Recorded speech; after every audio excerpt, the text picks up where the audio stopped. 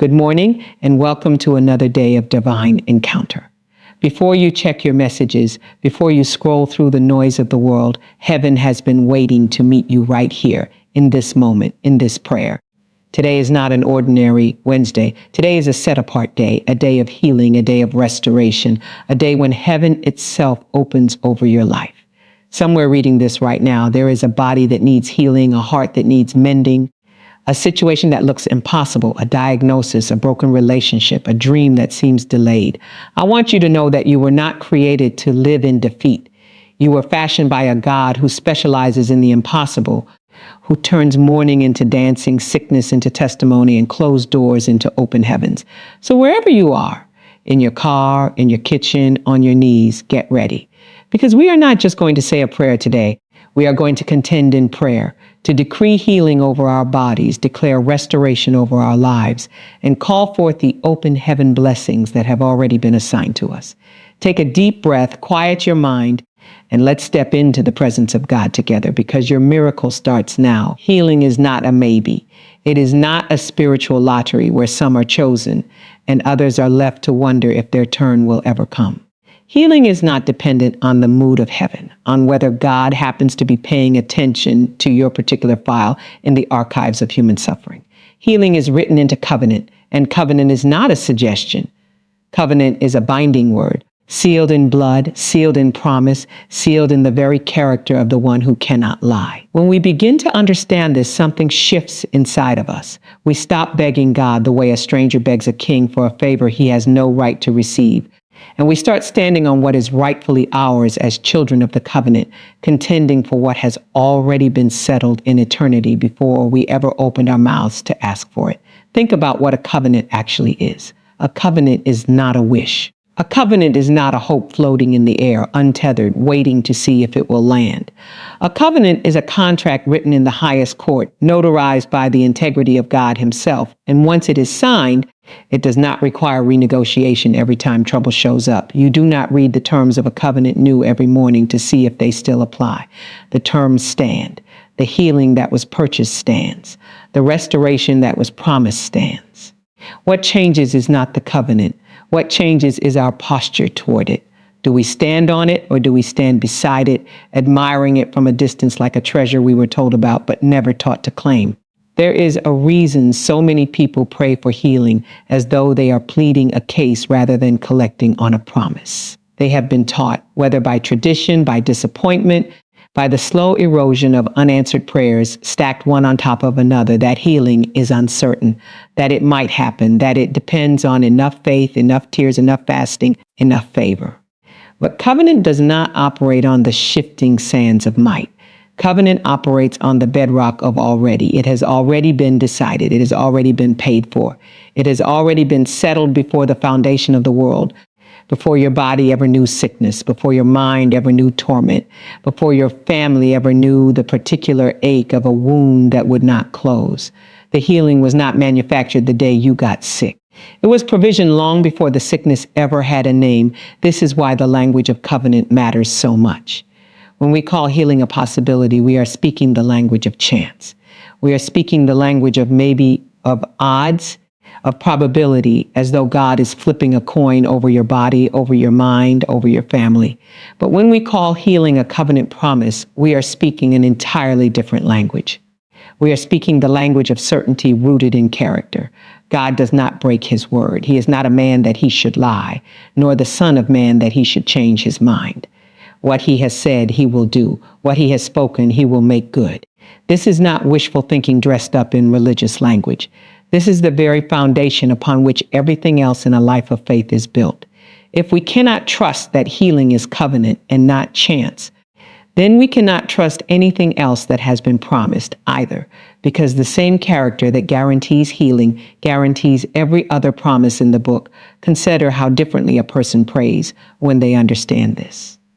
A person who believes healing is merely a possibility prays with a trembling hand, half expecting to be told no. They pray with qualifiers built into their words. If it be your will, if it's meant to be, if I have enough faith. And there is a place for surrender, a place for trusting God's wisdom over our own limited understanding of what is best. But there is a difference between surrendering to God's wisdom and surrendering to doubt disguised as humility. Too many people have confused the two. They think they are being humble when really they are being hopeless, dressing up their unbelief in spiritual language so it sounds acceptable in church. But a person who understands covenant prays differently. They pray with the confidence of someone reading their own name off a document that has already been signed.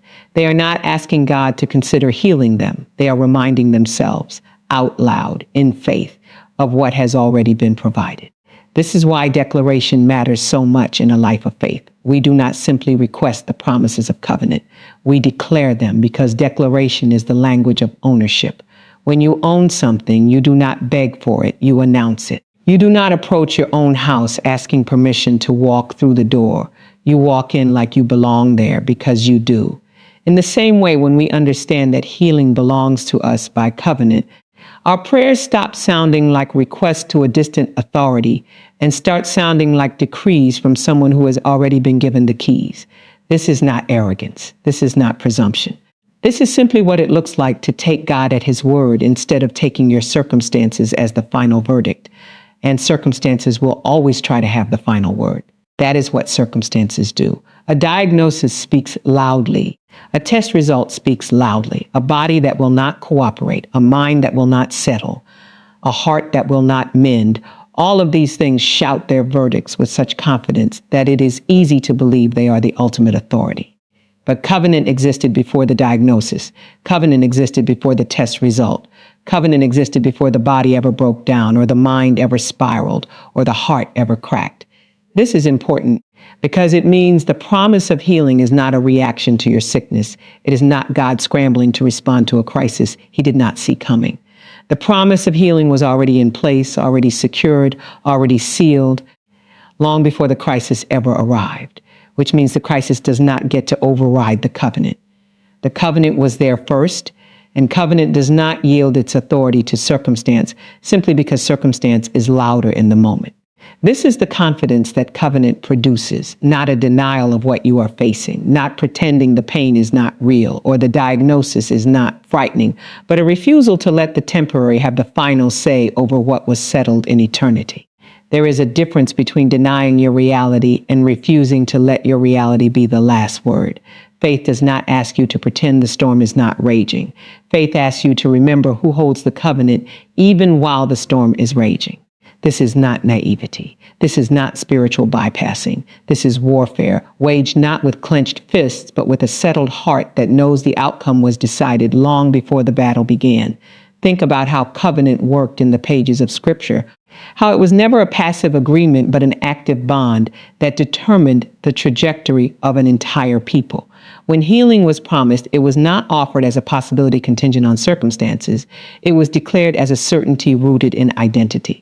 By his stripes we are healed, not we might be healed, not we could potentially experience healing under the right conditions, but we are healed. Past tense, finished, completed. Not something still being negotiated, but something already accomplished, waiting only for us to walk in what has already been secured. This is the language of covenant, and it is entirely different from the language of hope-so religion that leaves people wondering, waiting, wavering. There is also something important about the permanence of covenant that deserves attention. Covenants, by their very design, are not meant to be temporary arrangements subject to the whims of changing seasons. A covenant is meant to outlast circumstance, to remain steady when everything else is shaking. This means that even when healing does not show up on our timeline, even when restoration seems to be taking longer than we expected, the covenant itself has not expired. Delay is not denial. A promise that has not yet manifested is not a promise that has been revoked. Covenant operates on God's timing, not ours. But the fact that it has not yet fully manifested does not mean it was never real. Too many people abandon their confidence in the promise the moment the promise takes longer than they anticipated, as though delay is proof that the covenant was fictional all along. But covenant does not expire because we grow impatient. It stands steady and unmoved, waiting for us to keep standing on it even when the manifestation tarries. This is where endurance becomes an act of faith rather than an act of desperation. When we understand healing as covenant, our endurance is not the frantic grasping of someone unsure whether their prayers are even being heard.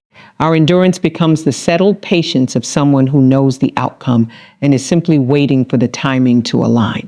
There is a peace available in this kind of waiting that is entirely unavailable to those who see healing as mere possibility.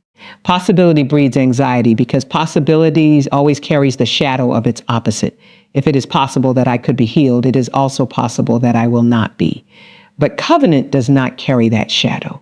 Covenant carries only certainty, and certainty, even while waiting, produces a very different quality of peace than uncertainty ever could. It is also worth considering what it means that covenant is relational, not transactional in the cold sense of the word.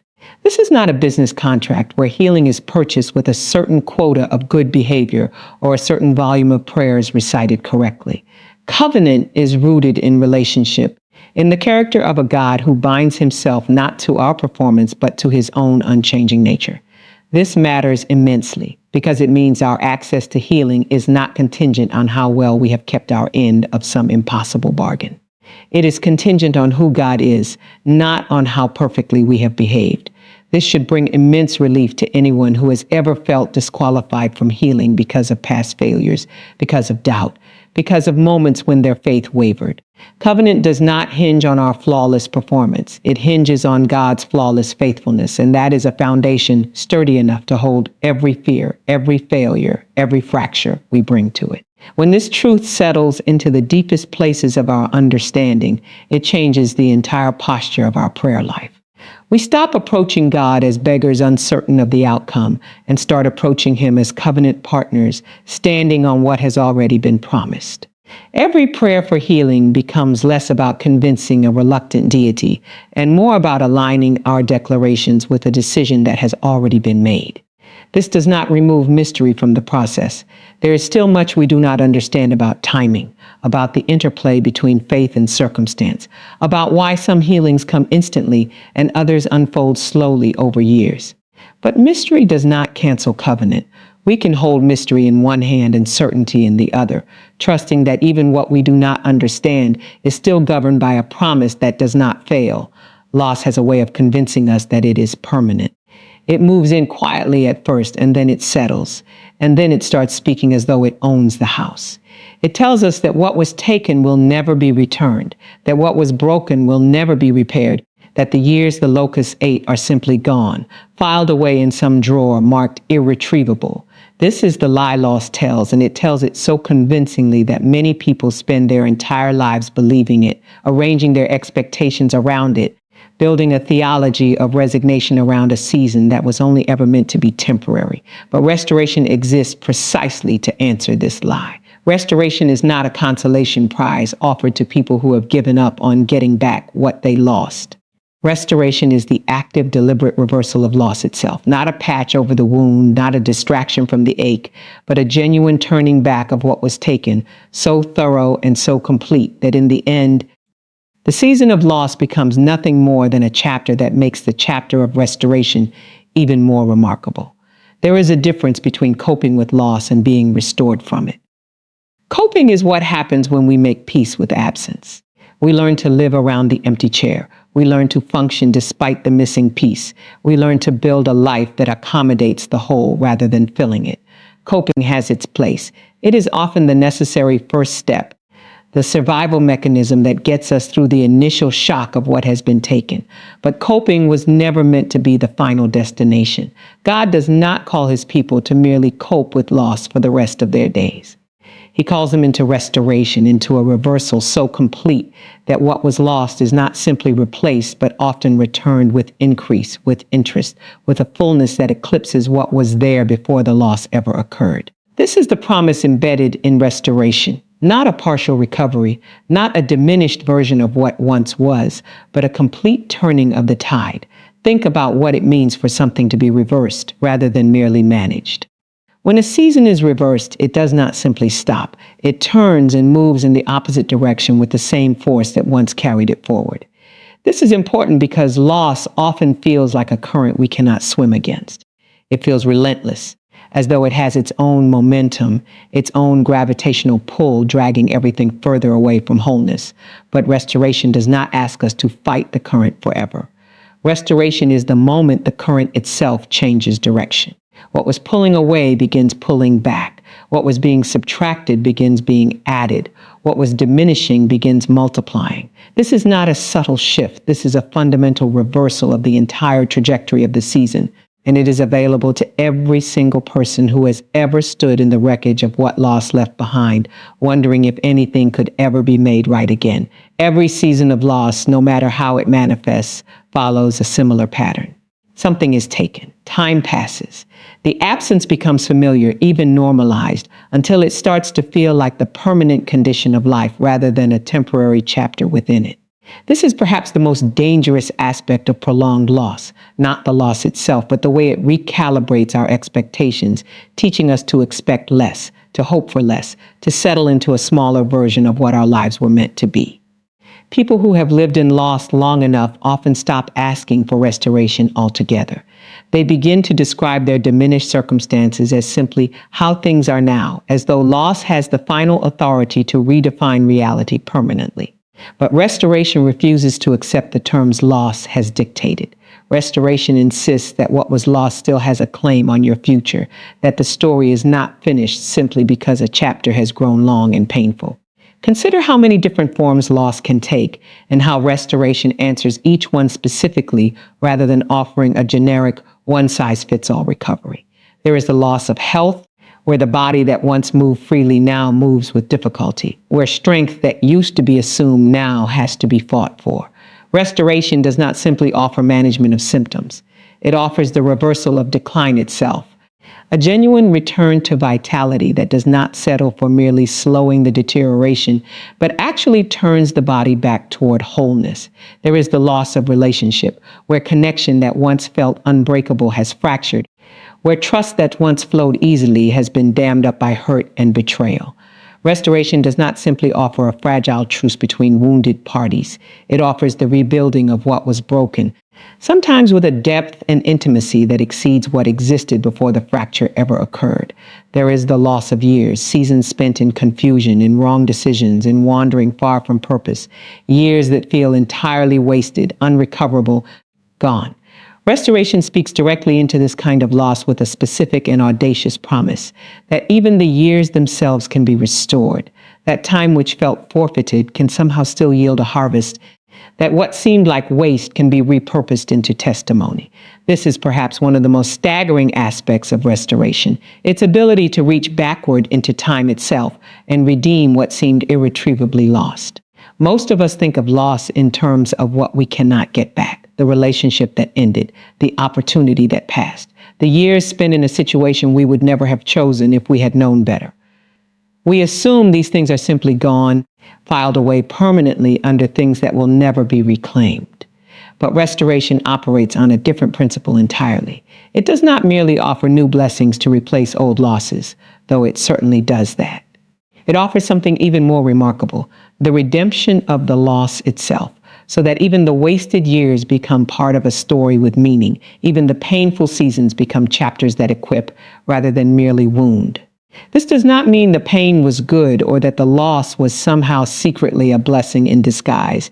It means that restoration has the power to take what was meant for destruction and weave it into something that serves a greater purpose, so that in the end, even the person who walked through the loss can look back and see that nothing was truly wasted after all. There is also something important to understand about the completeness restoration offers as opposed to partial recovery. Partial recovery leaves remnants of the loss visible, ongoing reminders of what was taken that never quite go away. Partial recovery says you will function again, but you will always carry the limp. Restoration says something entirely different. Restoration does not settle for a limp. It does not settle for merely surviving the aftermath. It pursues full reversal, a complete turning back of the season, so thorough that the very evidence of the loss becomes evidence instead of the restoration's power. This is a bold claim, and it should be, because restoration is meant to be bold. It is not a timid, Cautious promise that hedges its bets and prepares you for disappointment. It is an audacious declaration that no matter how long the season of loss has lasted, no matter how deep the wound, no matter how complete the devastation appeared to be, the reversal available is equally complete, equally thorough, equally capable of undoing what was done. This audacity matters because loss often trains us toward smallness. After enough disappointment, after enough seasons of watching things fall apart, we start to protect ourselves by lowering our expectations. We stop believing in complete reversal and start settling for partial improvement, telling ourselves that this is realistic, that this is mature, that this is simply how life works. But this kind of resignation, however understandable, is not the posture restoration invites us into. Restoration invites us to believe again in totality, in fullness, in the possibility that what was utterly lost can be utterly regained. This requires a kind of courage that loss tends to erode over time. The courage to hope again after hope has been disappointed before. The courage to expect fullness after having settled for scraps. The courage to believe that this time the reversal will be complete rather than partial. It is also worth considering the timing embedded within restoration, because restoration rarely operates on the same timeline as the loss it is reversing. Sometimes a season of loss stretches across years, and it is tempting to assume that restoration, if it comes at all, must take an equally long time to arrive. But restoration does not operate under this constraint. There is something about restoration that compresses time, that accomplishes in a moment what loss took years to inflict. This does not mean restoration is always instantaneous. Sometimes it unfolds gradually, layer by layer, season by season. But even in its gradual unfolding, restoration carries a momentum that loss never had, because loss is a subtraction that drains energy over time, while restoration is an addition that builds momentum as it goes. What took a decade to lose does not necessarily require a decade to restore, because the forces at work in restoration are not bound by the same slow, grinding mechanics that govern the season of loss. There is a particular kind of loss that deserves special attention here. The loss that comes not through circumstance beyond our control, but through our own choices, our own mistakes, our own seasons of wandering. Many people carry a quiet belief that restoration is available for losses that happen to them, but not for losses they caused themselves. They believe that illness can be reversed, that circumstances beyond their control can be turned around, but that the consequences of their own poor decisions are somehow permanent, a debt that must be paid in full without hope of remission. This belief, however common, misunderstands the nature of restoration entirely. Restoration does not discriminate between losses caused by circumstance and losses caused by choice.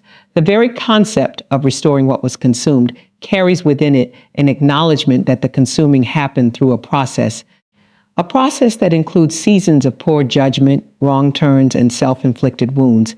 Restoration reaches into these seasons with the same power it reaches into seasons of external loss, because restoration is not a reward for having been a blameless victim. It is a promise available to anyone willing to turn back toward wholeness, regardless of how the season of loss began. This means that shame has no rightful place in the pursuit of restoration. So many people disqualify themselves from believing in restoration because they carry guilt over how their loss began. They believe that because they made the choices that led to the wasted years, they have forfeited any right to ask for those years to be restored. But this kind of self-disqualification misunderstands the generosity at the heart of restoration. Restoration is not a legal transaction that calculates fault before determining eligibility. It is an act of grace extended to anyone in a season of loss, regardless of the road that led them there. The person who lost everything through their own poor decisions has just as much access to restoration as the person who lost everything through no fault of their own, because restoration was never about deserving. It was always about believing, about turning, about receiving what has been made available, regardless of how the need for it arose. Understanding restoration in this way changes how we approach every season of loss we currently find ourselves in. Instead of cataloging what has been taken and resigning ourselves to its permanence, we begin to see the loss itself as temporary, as a chapter within a larger story rather than the conclusion of it. This does not mean denying the reality of what has been lost or rushing past the grief that loss naturally produces. Grief is real, and it deserves to be honored rather than bypassed. But grief and hope are not mutually exclusive.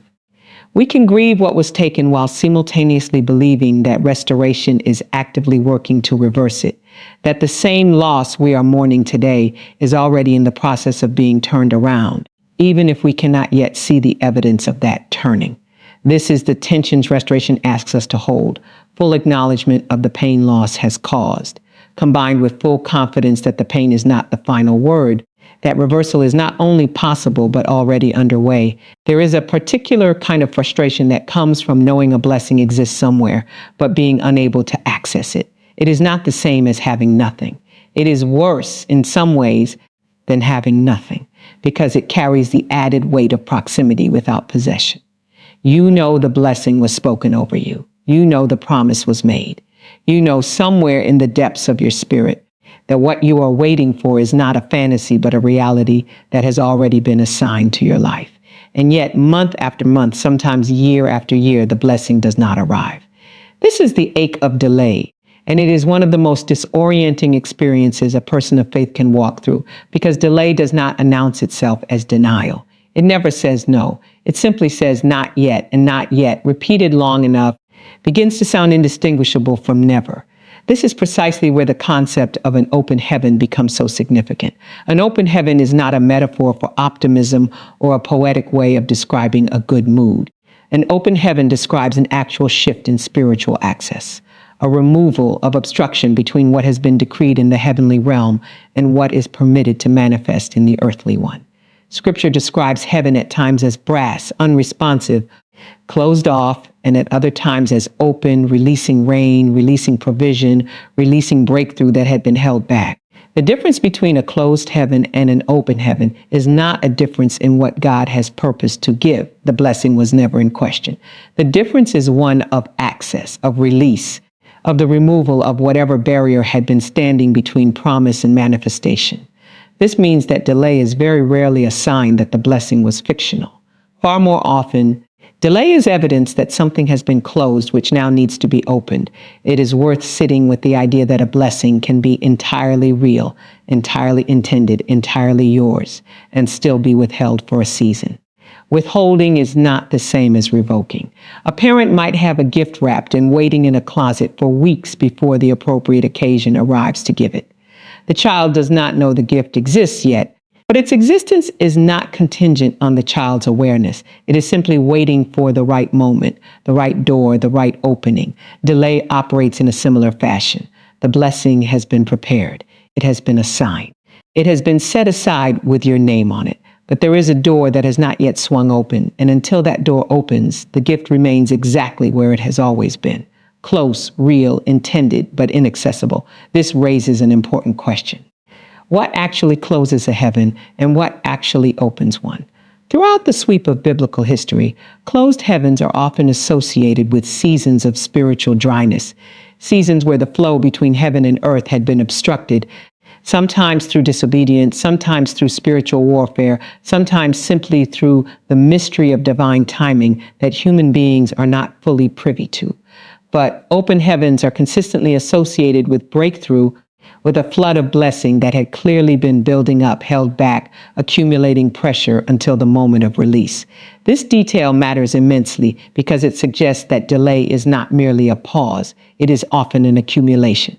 When a heaven finally opens after a long season of closure, what comes through is rarely a trickle. It is often a flood, a windows of heaven kind of outpouring that seems disproportionate to the weight, as though everything that was held back during the delay gets released all at once, compressed into a single overwhelming moment of abundance.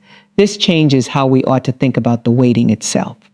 If delay were simply empty time in which nothing was happening, then the waiting would be nothing more than an obstacle to endure, a stretch of wasted years standing between us and the blessing. But if delay is instead a season of accumulation, a season in which the blessing is being built up rather than withheld arbitrarily, then the waiting itself takes on a different character. It becomes purposeful rather than punitive, productive rather than empty. This does not make the waiting painless. Waiting is still waiting, and the ache of unmet promise is still real. But it does mean that the waiting is not evidence against the blessing. It may, in fact, be evidence of just how significant the blessing is, because the greater the release, the greater the pressure that sometimes builds beforehand. There is also something important to understand about the difference between a blessing that is delayed and a blessing that has been forfeited. Many people, especially after a long season of unanswered prayer, begin to wonder if they have somehow disqualified themselves from what was promised. They search their own conduct for the reason the heavens seem closed, cataloging failures and shortcomings as though the blessing is being withheld as punishment for insufficient righteousness. While it is true that certain postures can obstruct the flow of blessing, persistent disobedience, unrepented sin, a heart hardened against the very source of the blessing itself, it is equally true that not every delay is a consequence of personal failure. Some delays are simply timing. Some delays are the natural unfolding of a process that requires preparation before release. Preparation not necessarily in us, but in the circumstances surrounding us, in the people connected to the blessing, in the alignment of factors that have nothing to do with our worthiness and everything to do with divine orchestration. Assuming every delay is punishment turns waiting into an exercise in shame rather than an exercise in faith. And shame has never opened a single heaven in the history of anyone's life. Understanding this distinction matters because it changes the posture we bring to the waiting. If we believe delay is always punishment, we approach the wait with anxiety, constantly scanning ourselves for the flaw that must be blocking our breakthrough, exhausting ourselves trying to earn what was never meant to be earned in the first place. But if we understand that delay is often simply timing, often simply the necessary preparation before release, we can approach the wait with a very different energy. Not frantic self-examination, but steady, expectant faith, the kind of faith that keeps working, keeps believing, keeps declaring even when the visible evidence has not yet caught up with the invisible promise. This is where the posture of expectancy becomes so critical during seasons of delay. Expectancy is different from passivity. Passivity waits without engagement, simply enduring time as it passes, hoping something eventually changes without any active participation in the process. Expectancy waits with engagement, positioning itself as though the blessing could arrive at any moment, preparing space for it, speaking toward it, aligning with it even before it becomes visible. There is a kind of readiness that expectant faith produces, a readiness that says, I do not know exactly when the heaven will open, but I am going to live as though it could open today, and I am not going to allow the length of the delay to talk me out of the certainty of the promise. Consider what it might mean to prepare a space for a blessing that has not yet arrived. This sounds almost illogical from a purely practical standpoint. Why prepare for something that has not yet manifested?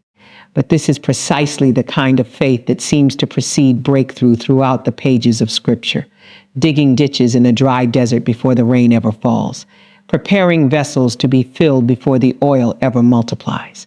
These are pictures of expectant preparation, of making room for blessing before the blessing has become visible. And there is something about this kind of active expectancy that seems to align with the release of what has been delayed. This is not a magic formula, not a manipulation of divine timing through clever positioning, but rather a genuine expression of faith that says, I believe this delay is temporary, and I am going to live accordingly. There is also a warfare dimension to closed heavens that deserves honest attention. Not every delay is simply a matter of timing or preparation. Sometimes there is genuine resistance, genuine obstruction, spiritual opposition working to keep a door closed that was always meant to open. This is not a comfortable topic, but it is a necessary one because it explains why some seasons of delay require more than passive waiting. They require active, persistent, contending prayer. There are accounts throughout Scripture of messengers being delayed, not because the answer to prayer had not been given, but because there was resistance along the way, opposition that had to be pushed through before the answer could arrive. This suggests that some closed heavens do not open simply because time passes. They open because someone refuses to stop pressing, refuses to stop declaring, refuses to accept the appearance of closure as the final reality. This is why persistent, contending prayer matters so much in seasons where the heavens feel shut. Contending prayer is not the prayer of someone who has resigned themselves to disappointment.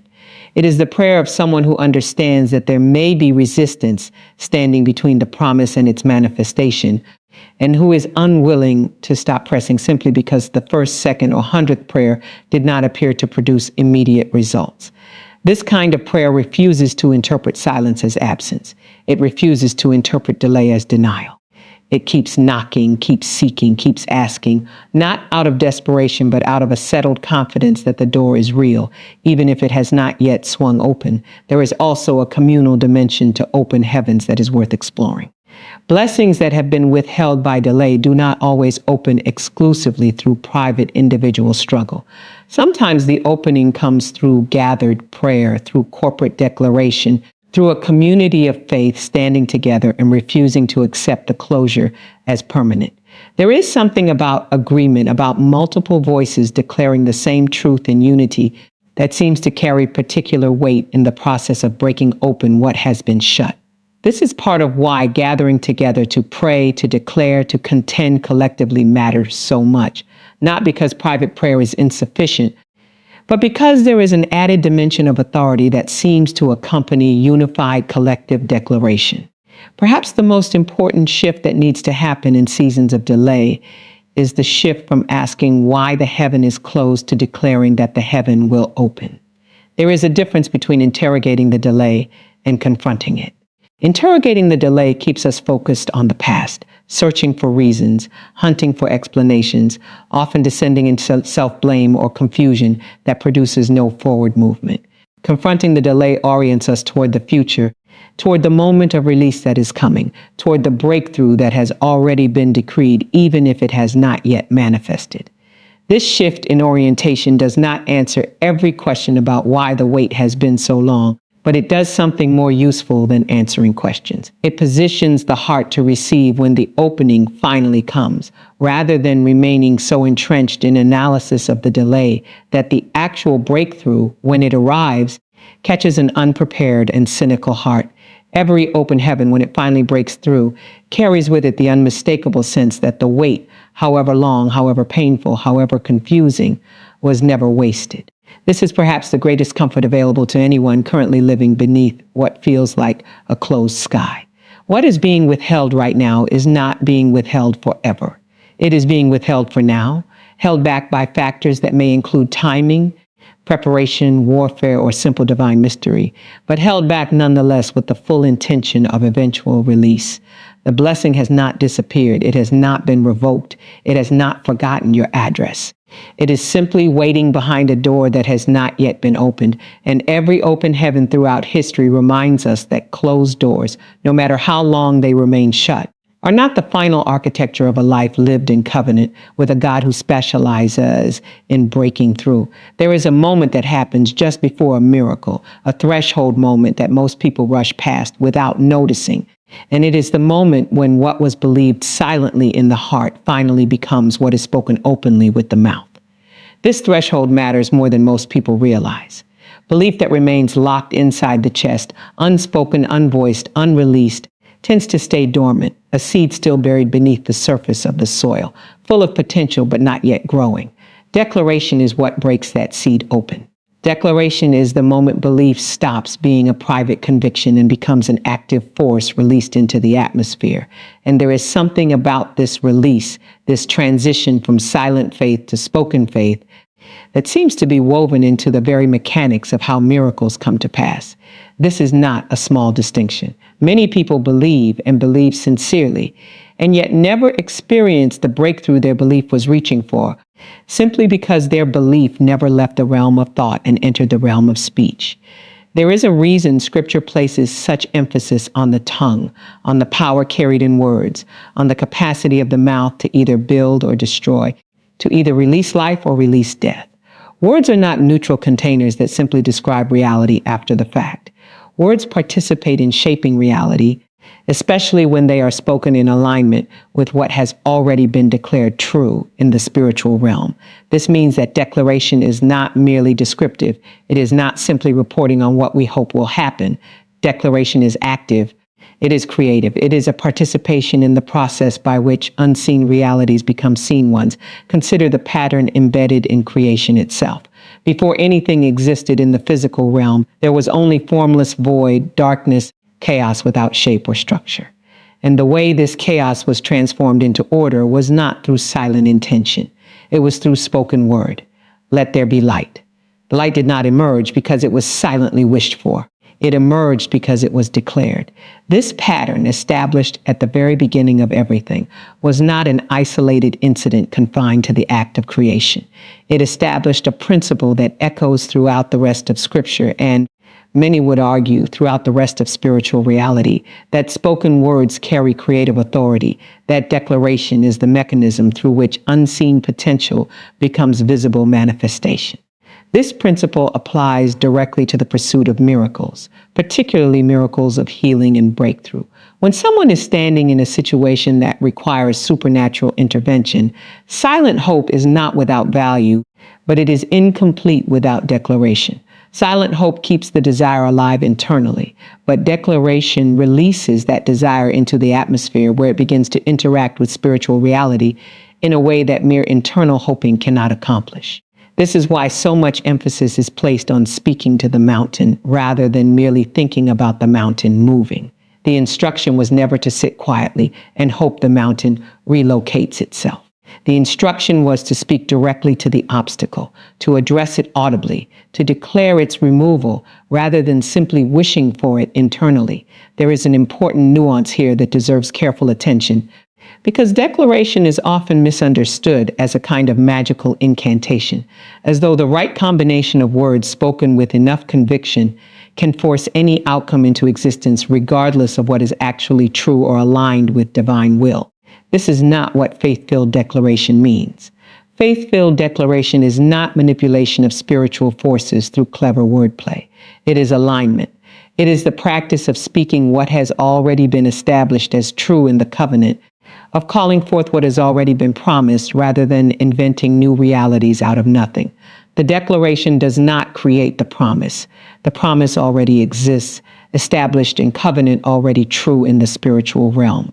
The declaration simply releases what has already been decreed, functioning as the key that unlocks a door rather than as the architect who builds a door where none existed before. This distinction matters because it protects declaration from becoming a tool of manipulation or a formula for getting whatever we want, regardless of God's actual purposes. Faith-filled declaration operates within the boundaries of what has already been promised. It is not declaring random desires into existence through sheer force of repetition.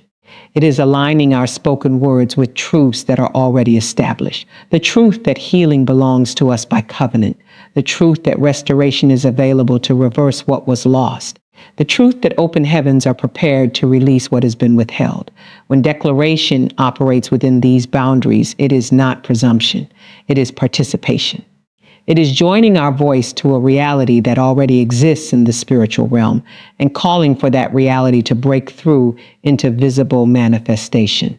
There is also something significant about the relationship between declaration and faith itself, because the two are not identical, even though they are closely connected.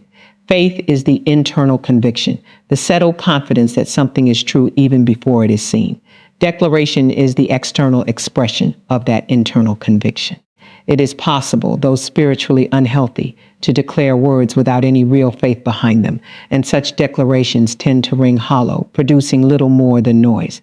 It is also possible, though incomplete, to carry genuine faith without ever declaring it, and such faith, however sincere, often remains locked in potential rather than moving into manifestation.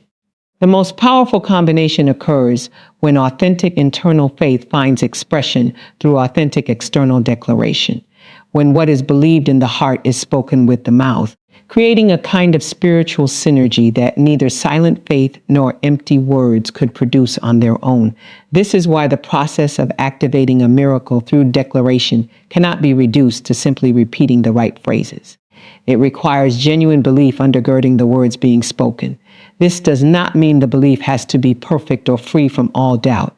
Throughout Scripture, People who declared miracles into existence often did so while simultaneously wrestling with uncertainty, crying out for help with their unbelief, even as they voiced their confidence in what they were asking for. Faith does not require the absence of doubt. It requires the presence of a settled decision to trust despite the doubt, to speak the promise even while wrestling with the question of how it will come to pass. This is important because it means declaration is accessible even to those who do not feel entirely confident, even to those whose faith feels small or fragile. The size of the faith matters less than the direction of the declaration. Even faith the size of the smallest seed, when spoken with genuine, if imperfect, conviction, carries the capacity to move mountains.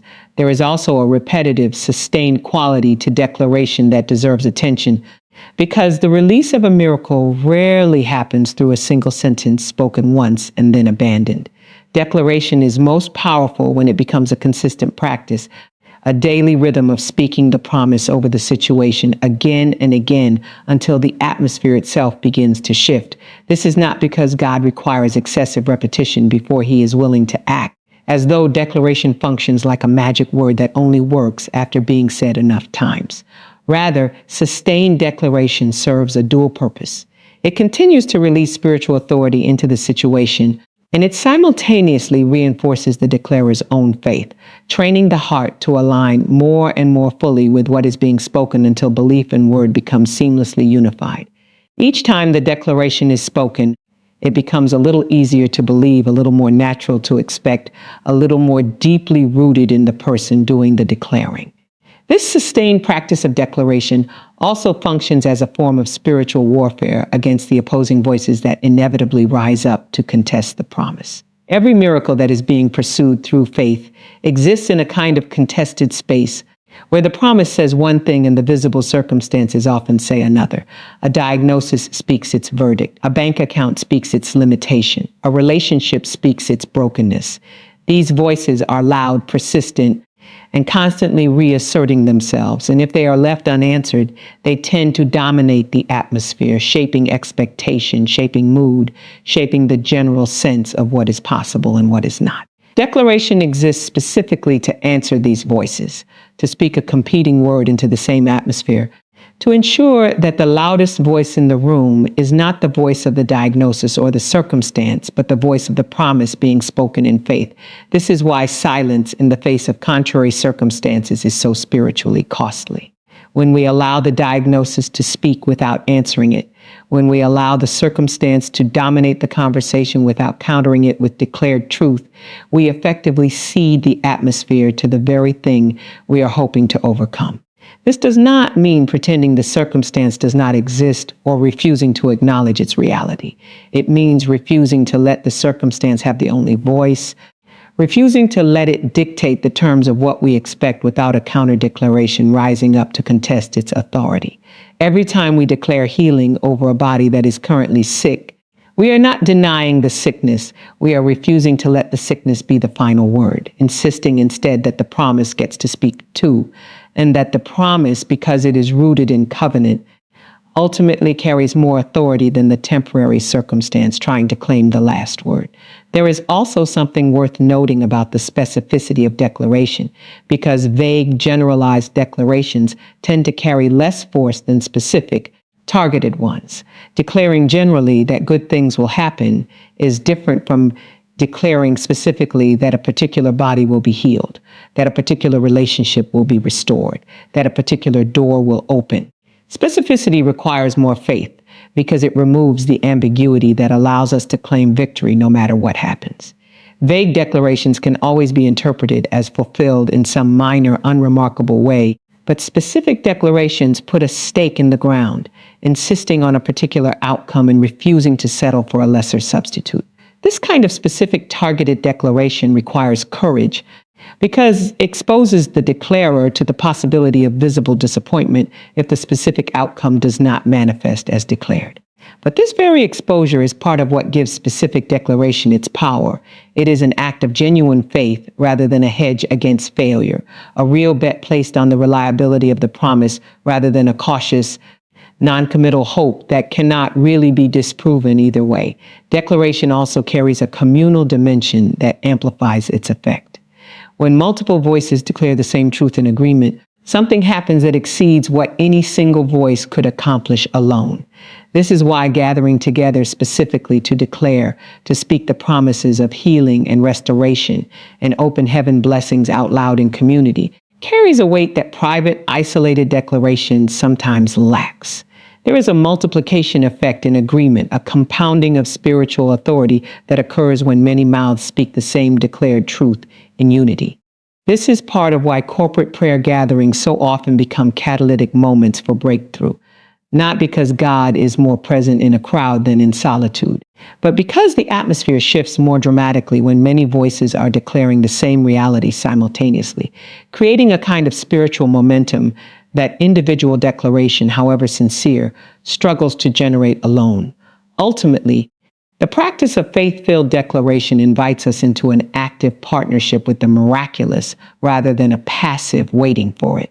It positions us not as spectators hoping something will eventually happen to us, but as participants actively engaged in the process of releasing what has already been promised.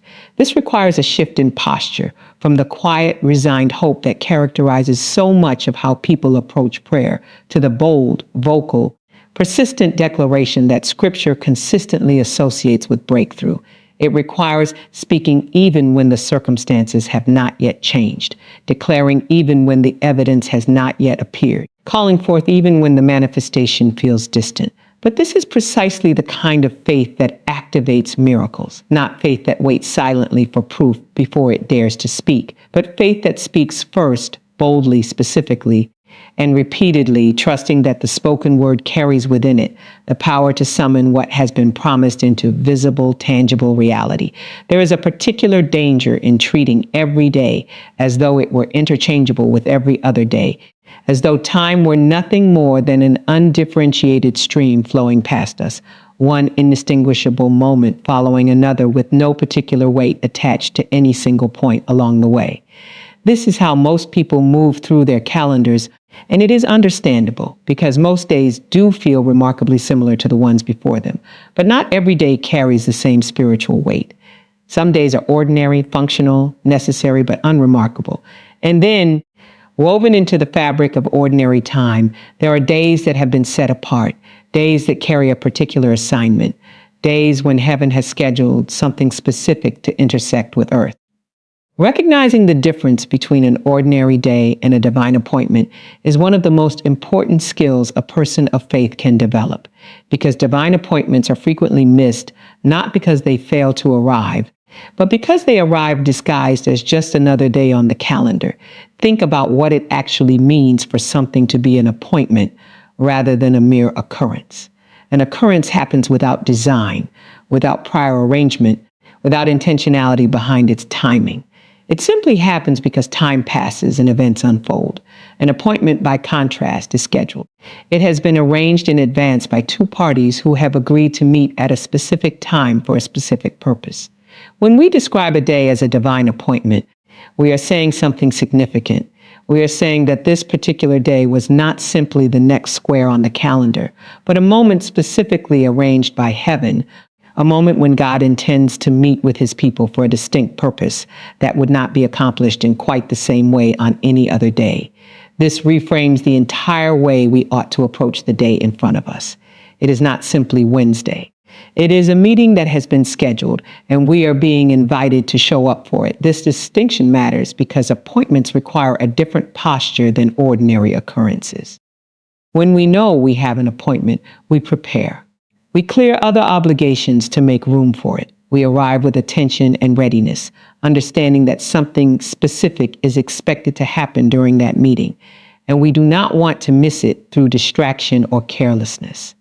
But when we treat something as merely another occurrence, we approach it with a fraction of that intentionality, moving through it on autopilot, allowing our attention to scatter across a dozen other concerns because nothing about this particular moment seems to require our full presence. This is precisely the danger of treating divine appointments as ordinary days. If we walk into a day that heaven has specifically set apart with the same distracted, half-present posture we bring to an unremarkable Tuesday, we risk moving through the very moment of our breakthrough without ever recognizing what was actually happening. There is a sobering reality embedded in this truth that divine appointments can be missed. This is not a comfortable thought, but it is a necessary one, because the alternative belief that every blessing will eventually find us regardless of our posture or attentiveness does not hold up against the pattern we see throughout Scripture. There were people who stood directly in the path of miracles and yet remained entirely unaware of what was unfolding around them, too consumed by their own routines, their own agendas, their own assumptions about what an ordinary day should look like, to recognize that heaven had stepped into their timeline for a specific purpose. This should produce in us a kind of holy attentiveness, a refusal to sleepwalk through days that may carry more significance than their outward appearance suggests. If divine appointments require recognition in order to be fully received, then attentiveness itself becomes an act of faith, a discipline that positions us to actually receive what has been scheduled for us, rather than letting it pass by unnoticed. What does it actually look like to recognize a divine appointment when it arrives, particularly when it arrives wearing the ordinary clothing of a regular day? It begins with the conviction, held before the day even starts, that today carries the potential for something set apart. This conviction is not naive optimism divorced from reality. It is a theological posture rooted in the understanding that God is not distant, not disengaged from the details of our calendar, but actively involved in orchestrating specific moments of encounter throughout our lives. When we begin a day already believing that this day might be one of those set-apart moments, we naturally bring a different quality of attention to it. We watch more carefully for the unusual, the unexpected, the moment that seems to carry more weight than its surroundings would suggest. We hold space mentally and spiritually for the possibility that what happens today might not fit neatly into our predetermined plans, because divine appointments have a way of interrupting our agendas rather than conforming to them. This requires a kind of flexibility that our routines often resist. We build our days around efficiency, around predictability, around the comfortable rhythm of knowing roughly what to expect from waking to sleeping. Divine appointments, by their very nature, disrupt this predictability. They arrive on heaven's schedule, not ours, and they often require us to set aside our own plans in order to fully receive what is being offered. This is why so many divine appointments recorded throughout Scripture involved interruption, a task being performed, a routine being followed, an ordinary day proceeding as expected, until suddenly something breaks into the sequence, demanding attention, requiring response, offering an encounter that was never on the original agenda. The people who received these appointments were not necessarily people who had cleared their schedules in advance, anticipating something remarkable. They were people who, in the moment of interruption, recognized what was happening and responded rather than dismissing the interruption as an inconvenience to their existing plans. This capacity to recognize and respond to divine interruption is itself a spiritual skill, one that can be cultivated through practice and weakened through neglect. A heart that is constantly rushing, constantly distracted, constantly focused exclusively on its own agenda, becomes less capable of noticing when something outside that agenda is trying to get its attention. But a heart that has cultivated stillness, that has practiced the discipline of paying attention to the present moment rather than perpetually racing toward the next task, becomes far more capable of sensing when a particular moment carries unusual weight.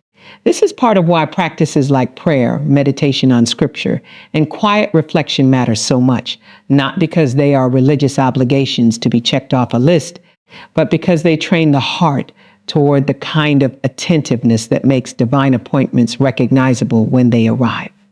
There is also something significant about approaching a specific day with the expectation that it has been assigned a particular purpose, rather than approaching it as simply the next unit of time to be filled with whatever tasks happen to be on the agenda.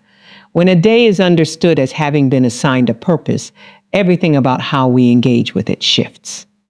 We stop asking merely what we need to accomplish today and start asking what heaven intends to accomplish through today. This is a subtle but profound difference. The first question keeps us at the center, focused on our own productivity, our own checklist, our own definition of a successful day. The second question decentralizes us, positioning us instead as participants in something larger than our own agenda, invited to align our day with a purpose that originates outside of us and simply intersects with our timeline on this particular occasion.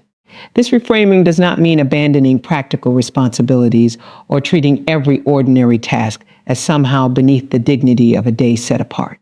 Divine appointments do not require us to escape from our normal obligations into some separate spiritual realm disconnected from daily life.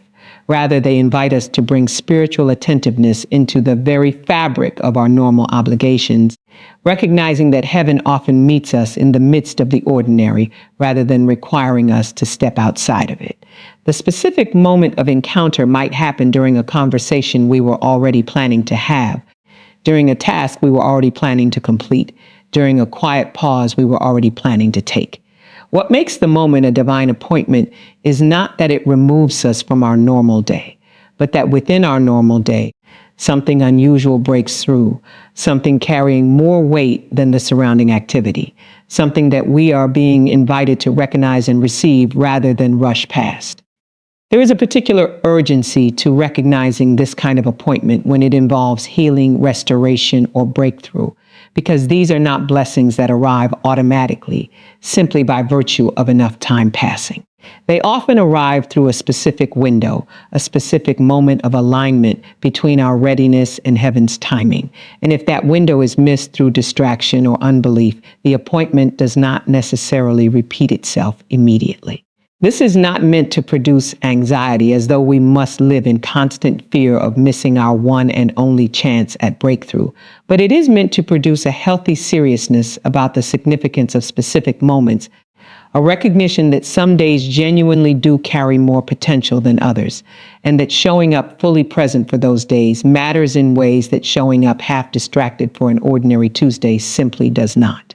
This is why setting apart a specific day for specific focused prayer and declaration is not merely a symbolic gesture, but a practical alignment with the reality that some days are appointments rather than mere occurrences.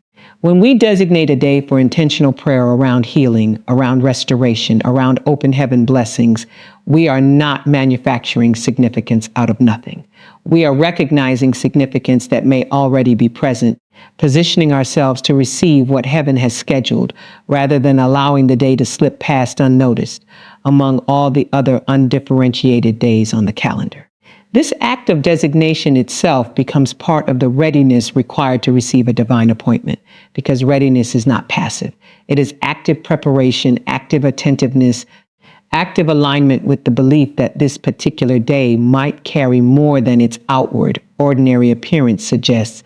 There is also something worth considering about how divine appointments often arrive precisely when we are in the midst of need, as though heaven's timing is particularly attentive to seasons of desperation, seasons when the ordinary rhythms of life have been disrupted by sickness, by loss, by circumstances that leave us aching for intervention.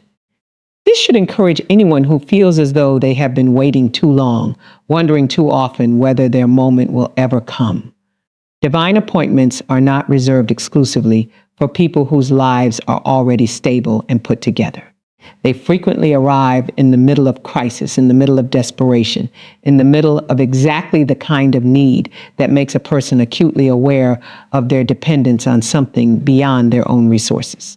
This means that the very intensity of your current need may itself be evidence that you are standing closer to a divine appointment than you realize, that the ache you are carrying is not a sign of abandonment, but a signal that heaven's timing may be drawing near.